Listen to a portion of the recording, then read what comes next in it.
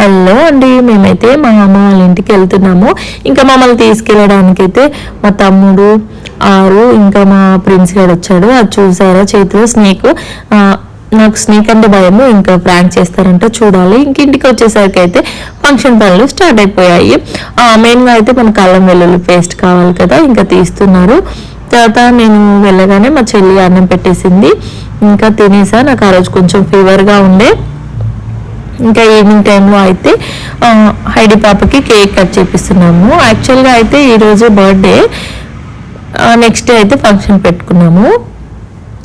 ఎందుకు పెట్టామో నేను నెక్స్ట్ వీడియోలో చెప్పేస్తా. ఇంకా మా వాళ్ళు అయితే కేక్ కటింగ్కి ముందే ఫంక్షన్ కావాల్సినవన్నీ తీసుకొచ్చారు.